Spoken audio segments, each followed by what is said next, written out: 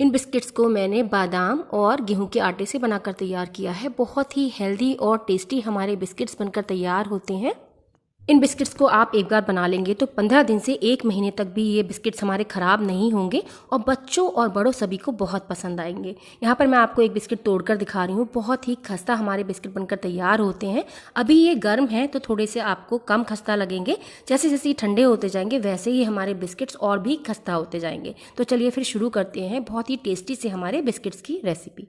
सबसे पहले हमें जिस बर्तन में आटा लगाना है वो बड़ा सा एक बर्तन ले लेंगे। मैंने यहाँ पर एक परात ली है, उसके ऊपर एक छन्नी रख लेंगे और उसमें मैंने यहाँ पर 2 कप गेहूं का आटा डाला है और आधा कप मैंने यहाँ पर मैदा ली है। मैदा डालने से हमारे बिस्किट्स में खस्तापन ज़्यादा आएगा, अगर आप चाहें तो स्किप भी कर सकते हैं। और उसके बाद मैंने यहाँ पर 2 टेबलस्पून सूजी डाली है।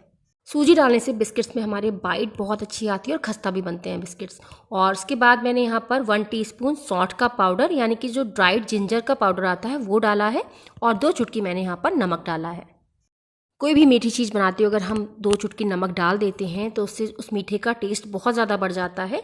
उसके बाद हम इन सभी चीज़ों को एक बार अच्छी तरीके से छान लेंगे और सभी चीज़ों को बढ़िया तरीके से छानने के बाद अब हम यहाँ पर मीठे के लिए चीनी डालेंगे। तो मैंने यहाँ पर 1 कप से थोड़ी सी कम चीनी को बारीक सा पीस लिया है मिक्सी में। उसके बाद 1 टेबलस्पून मैंने यहाँ पर खसखस यानी कि पॉपी सीड्स को डाला है। इससे हमारे बिस्किट्स का बहुत अच्छा टेस्ट आता है। और 3 टेबलस्पून मैंने यहाँ पर बादाम का पाउडर डाला है और सभी चीज़ों को हम बढ़िया तरीके से एक बार मिक्स कर लेंगे। और बादाम का पाउडर बनाने के लिए आपको बादाम को मिक्सी में पीस लेना है, आपका पाउडर बनकर तैयार हो जाएगा। और अब यहाँ पर बिस्किट को खस्ता बनाने के लिए आधा कप मैंने देसी घी डाला है और घी को डालने के बाद बढ़िया तरीके से सभी चीज़ों के साथ हमें घी को मिलाना है इस तरीके से। उसके बाद हमें इसका आटा लगाना है और घी को हल्का सा पिघला के लेना है। बहुत ज़्यादा जमा हुआ घी आपको नहीं लेना है। और हमारे बिस्किट्स के लिए मोयन परफेक्ट है कि नहीं उसको चेक करने के लिए हम इस तरीके से हथेली के बीच में आटा लेंगे और उसको प्रेस करेंगे। अगर जो आटा है वो एक शेप होल्ड करता है तो जो मोयन है हमारा बिल्कुल परफेक्ट है। उसके बाद हम इसका आटा लगाएंगे। तो यहाँ पर बिस्किट को और भी खस्ता और टेस्टी बनाने के लिए मैंने जो इसका डो लगाया है वो दूध के साथ लगाया है। तो यहाँ पर मैंने 1 कप दूध लिया है और उसमें पहले मैंने आधा कप डाला है, क्योंकि जब चीनी लिक्विड के कांटेक्ट में आती है तो वो अपना जो पानी है वो भी रिलीज करती है। थोड़ा थोड़ा दूध डालते हुए हम इसका एक टाइट सा डो लगाकर तैयार करेंगे। तो यहाँ पर इस तरीके से जो बाद का हमारा आटा बचेगा उसमें हम इस तरीके से हाथ में दूध लेकर डालेंगे, क्योंकि अगर हम कप के साथ दूध डाल देंगे तो हो सकता है ज़्यादा गिर जाए, फिर जो आटा है आपका वो ढीला हो जाएगा। तो यहाँ पर मैंने एक टाइट साइड में आटा लगाकर तैयार कर लिया है। बहुत ज़्यादा सॉफ्ट आटा नहीं लगाना है, ये देखिए आप। और अब हम यहाँ पर बिस्किट बनाएंगे। तो यहाँ पर बिस्किट बनाने के लिए मैंने 1 टेबलस्पून लिया है। इस तरीके से जब हम इसमें नाप कर जो हमारा डो है वो लेंगे तो जो हमारे सारे बिस्किट हैं वो सेम साइज़ के बनेंगे।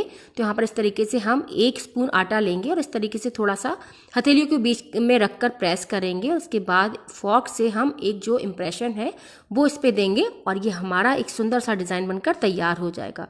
तो इसी तरीके से हम सारे बिस्किट यहाँ पर बनाकर तैयार कर लेंगे। तो यहाँ पर मैंने सारे बिस्किट्स बनाकर तैयार कर लिए हैं और अब हम इनको फ्राई करेंगे। और बिस्किट्स को फ्राई करने के लिए जो कढ़ाई लेनी है हमें बहुत ही भारी तले की लेनी है, क्योंकि हमने इन बिस्किट्स में बादाम डाले हैं। तो बादाम डालने की वजह से जो बिस्किट हैं हमारे बहुत ही डेलिकेट हो जाते हैं और बहुत जल्दी से जलने लगते हैं। तो यहाँ पर ऑयल को भी हम बहुत हल्का सा गर्म करेंगे। उसके बाद एक एक करके जितने बिस्किट हमारे एक बार में आएंगे कढ़ाई में उतने हम बिस्किट्स को डालेंगे और सिंगल लेयर हम इस तरीके से डाल देंगे। और बिस्किट्स को डालने के बाद कुछ देर तक हम बिस्किट्स को नीचे से एक तरफ से सिकने देंगे और गैस की फ्लेम को हमें बिल्कुल धीमा रखना है, क्योंकि अगर आपने गैस को तेज़ कर दिया तब जो बिस्किट्स हैं हमारे जलने लगेंगे और अंदर से कच्चे रह जाएंगे, ऊपर से वो जल जाएंगे। तो यहाँ पर इस तरीके से जब एक बार नीचे से हल्के से हमारे जो बिस्किट हैं वो सिक जाएं उसके बाद हम इसको पलट देंगे इस तरीके से।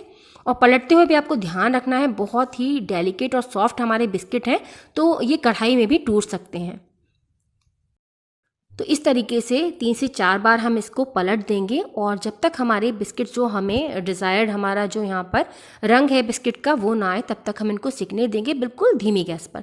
तो यहाँ पर एक बार के जो बिस्किट हैं हमारे यहाँ पर वो सिक चुके हैं और ये देखिए इसके बाद भी ये पक रहे होते हैं। तो हमें इस तरीके से जो गोल्डन ब्राउन कलर आ जाएगा तब हम इनको निकाल लेंगे एक एक कर और इसी तरीके से ही हम सारे बिस्किट्स को फ्राई कर लेंगे। बस आपको ध्यान रखना है कि गैस की फ्लेम को आपको बिल्कुल कम पर रखना है और सभी बिस्किट्स को फ्राई करने के बाद आप बिस्किट्स को पूरी तरीके से ठंडा होने दीजिए। उसके बाद आप एक एयर टाइट कंटेनर में इनको भरकर रख लीजिए।